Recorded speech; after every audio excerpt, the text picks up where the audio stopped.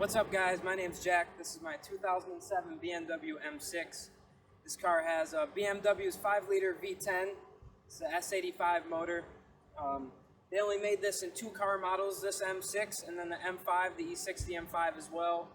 A lot of people dread these motors because they're known for rod bearing wear issues and also having VANOS issues, both in which can be detrimental to the engine.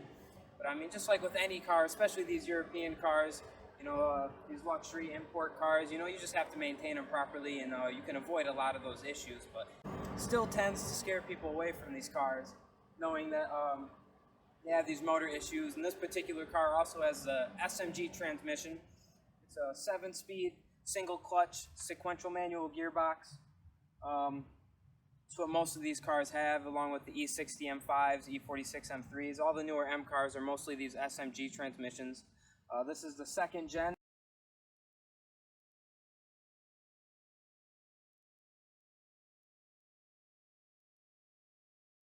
Which is a lot better than the 1st gen SMG transmission. I had an 03 E46 M3, and that was also SMG, and I noticed a lot of improvements between that car and this car. And the 2nd gen SMG, it's a lot easier to learn how to play with the clutch with the pedal. A lot of people don't like these cars. They say you can't daily drive one of these cars with the SMG transmission. All it really takes is just getting to know the car, getting to know how to play with the pedal, because you have to remember one thing, there still is a clutch with this car, there is just not a pedal. It takes a little bit of getting used to, especially if you're driving in city traffic. But other than that, I like it a lot better than the 1st gen SMG. But just like with any sports car or supercar, I'm a car guy, so I always prefer a manual transmission, but that's dying out. And even with this car being an 07, you get an SMG transmission. So yeah. I love the angles of this car. I think this is absolutely a gorgeous car. This particular one has aftermarket air intakes, which you can see them right there. The adaptive headlights with the halos, of course. This car has a 20-inch aftermarket 2-piece wheels, done in black. I have black and white emblems all around the car.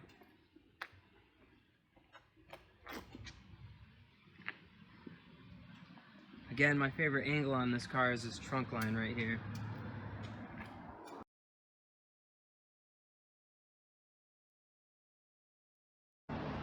Has an aftermarket exhaust on it. The aftermarket wheels are a little bit wider. Those are 305s in the rear. This one's a convertible, obviously. I think most of them were convertibles in SMG.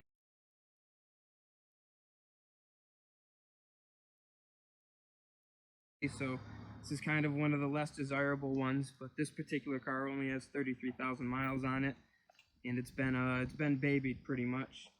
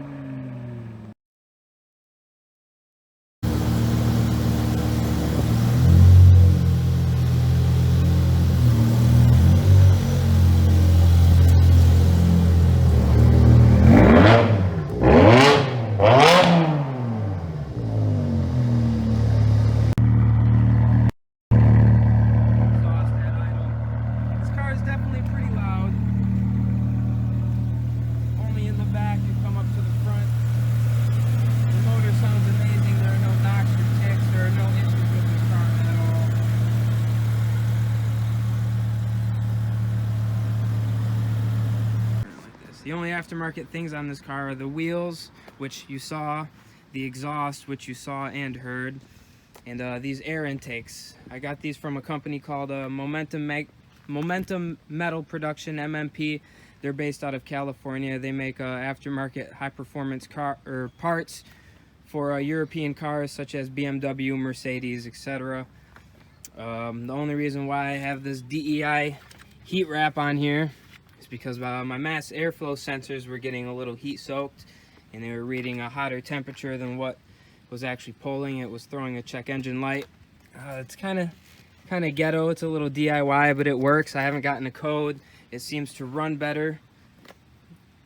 This car also has an aftermarket thermostat. It runs about 20 degrees cooler than normal, and I also have different oil in this car. I'm running 5W50, Redline 5W50, as opposed to the Castrol 10W60 that BMW specs. The 10W60 is a lot thicker of an oil, and that's actually why this car gets rod bearing wear, and why the rod bearings will give out and you actually need to have your motor rebuilt, is because that thick oil on startup, it doesn't allow enough room between the crankshaft. Ends up wearing out the rod bearings. You put this thinner oil in it, it doesn't wear on them at all. Yeah, beautiful 5-liter S85 V10. Inside here, show you some of the stuff that this car can do, some of the technology and the quirks and features with this car. Show you the interior. This car is black on black. Black sapphire metallic is what the paint code is. See myself right there.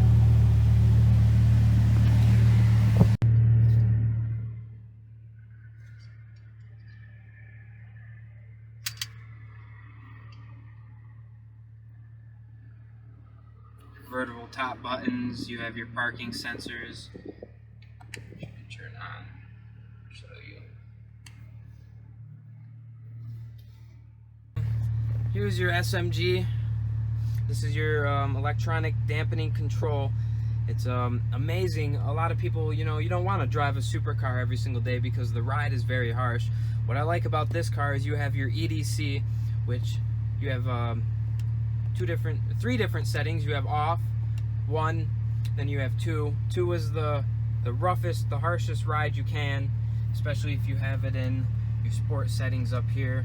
If you're familiar with BMW's iDrive,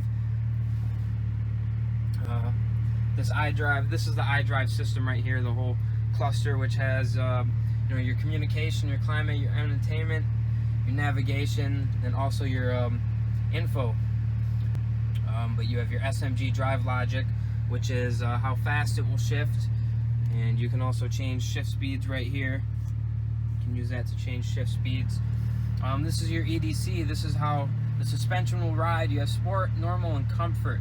If you have this thing in sport mode with your EDC pressed on to the second setting, this thing rides super harsh. You can throw it in the corners, you can do whatever you want with this car. And then if you put this in your comfort mode, and then you put this in the off, this is definitely a grand touring car. You can take this on road trips. It is extremely comfortable. With the exhaust on it, there is definitely a little bit of a drone, but it's a sports car. I like having a loud exhaust. Yeah, I don't take this car on any road trips really. I just around town drive it. And you also have your dynamic stability control. You have an M dynamic mode in this car, and then you also have on and off.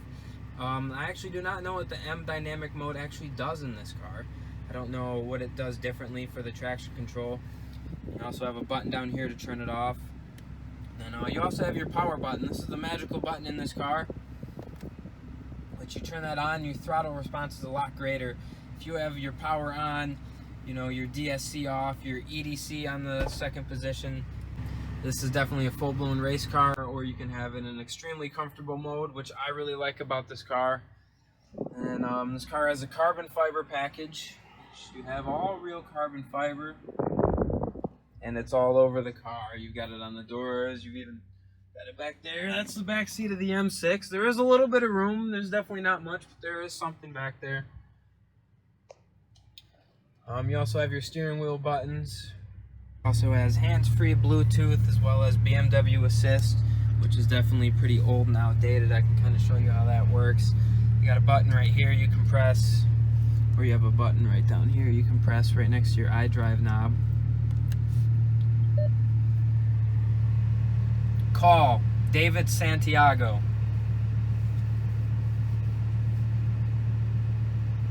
Would you like to be connected to David Santiago?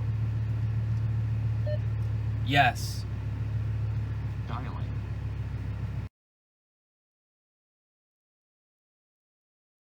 All right, this is driving my 2007 E64 M6.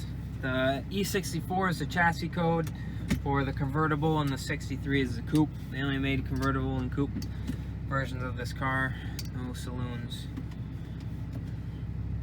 I have it in power mode with the EDC on as stiff as it can be. It's in basically its most aggressive settings right now. All right, let's drive it. You definitely cannot get around that exhaust noise. It's there always, no matter what you're doing. This car is really never quiet. But like I did say, you know, it can be a comfortable car.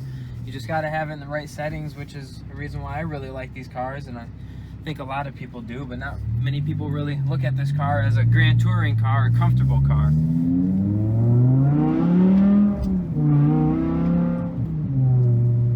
Definitely puts you back in your seat. The SMG transmission shifts extremely quick. It's actually quicker than a human can shift a regular manual transmission, so you do have a quicker shift speed, but it is just different getting to learn how to do that. The visibility in this car is great, especially with the top down. Obviously, with any convertible, most convertibles, you know, you have excellent view with the top down, and a lot of them with the top up, you can't see a whole lot. But this car, the rear window is glass. I have an excellent view out the back. I can pretty much see everything that's going on around me. The windows are tinted pretty dark. It's kind of hard to see at night, but oh well. No, I don't really drive this car at night a whole lot. Going down a pretty bumpy road right now. I wonder if you can see it in the video quality.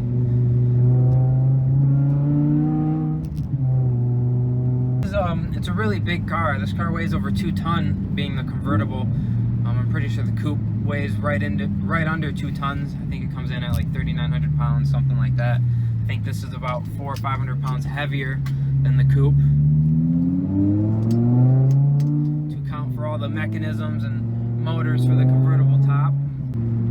I never drive this car in automatic mode. The SMG transmission, the computer, whatever, it does give you an option for an automatic mode, but the shift points are all whack and janky. It was even worse on the E46 M3 with the SMG transmission. You put that in automatic mode and it was the worst car you could possibly drive. You know, you wouldn't want to drive it like that. It's the same with this car. Definitely not as bad, but still, nonetheless, you want to have it in manual mode. This car tops out rev-wise at 8250, which is incredible for a V10 to rev, you know, past 8,000. And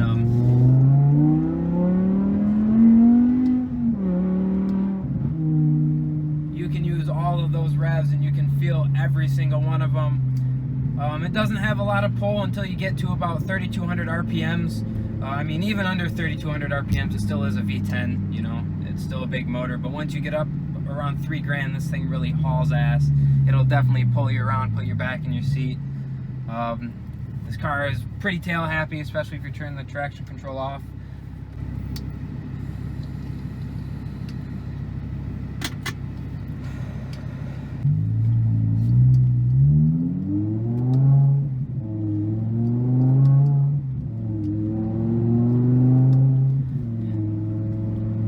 While driving this, you definitely can tell it is a big car, even when you do have it in the most aggressive setting.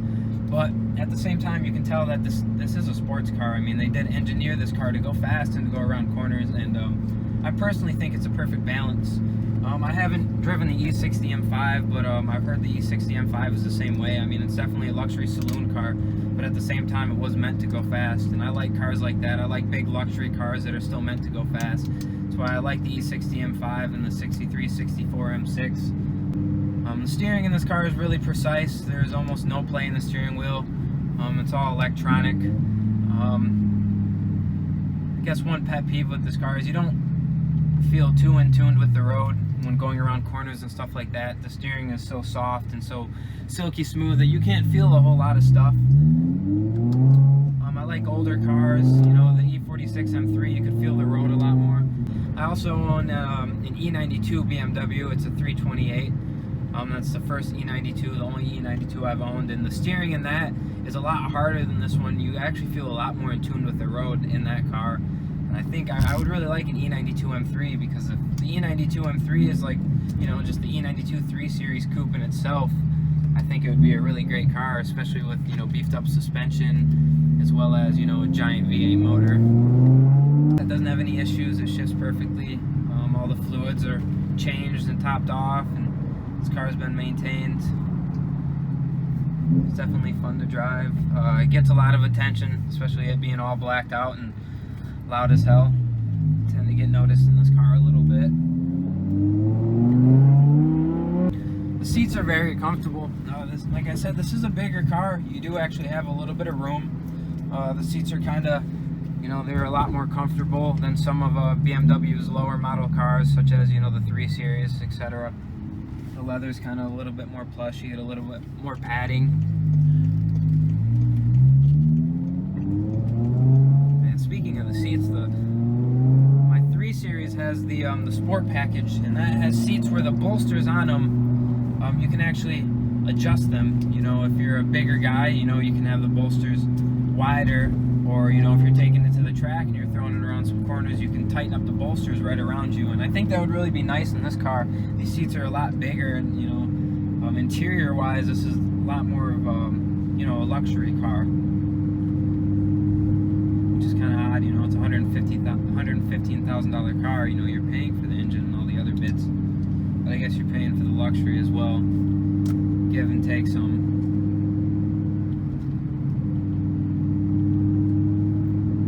But I have no problem cruising in this car around the city, you know, rush hour traffic. Like I said, you just got to get used to it. You got to get used to the transmission, you know, when to shift, you know, take off, rev matching, you know, just little stuff like that. You know, with any manual car, it's definitely different in a car like this.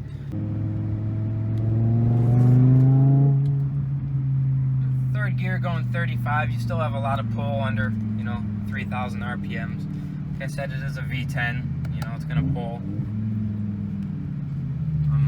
Again, like I said, it is a big car. I can't squeeze through there. This car has a heads-up display.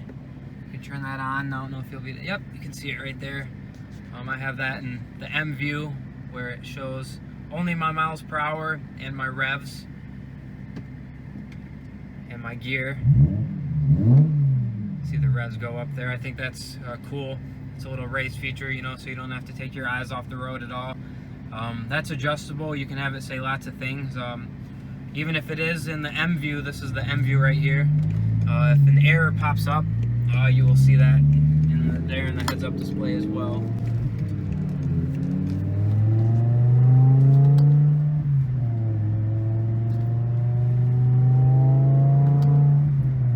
You can either shift up here on the paddles. The one on the right's your plus, the one on the left is your minus, or you can also shift right down here.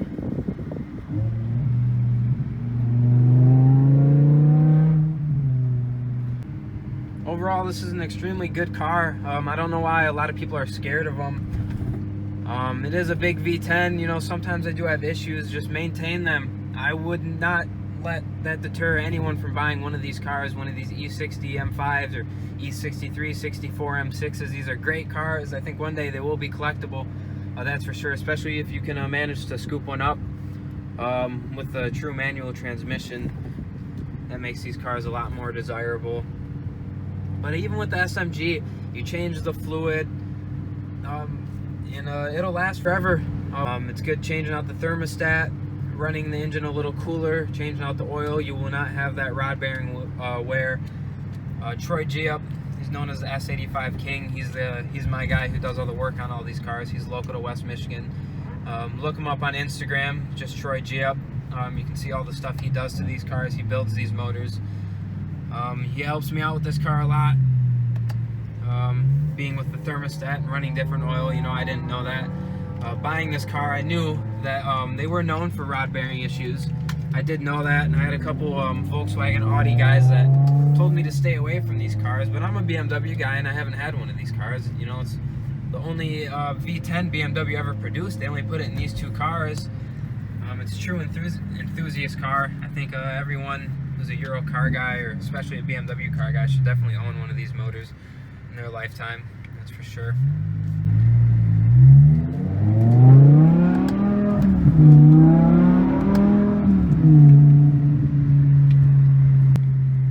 Maybe half throttle, 3/4 if that. This thing definitely pulls. Try to watch out for bumps, because like I said, I do have it in the harshest setting right now while I'm driving around. But even right now, I'm driving around the city. You know, we're in West Michigan. These roads are definitely not the best. And, you know, the car's still bearable. Even in its most aggressive stance, the car is definitely still bearable. You can get around in it and not be super uncomfortable. But I guess a lot of that's because, you know, you're not in it for the comfort. You drive this car because you want to go fast and you want to enjoy it. And you want it to be harsh, but you do have that option to flip-flop. So, yeah, that's my E64 M6.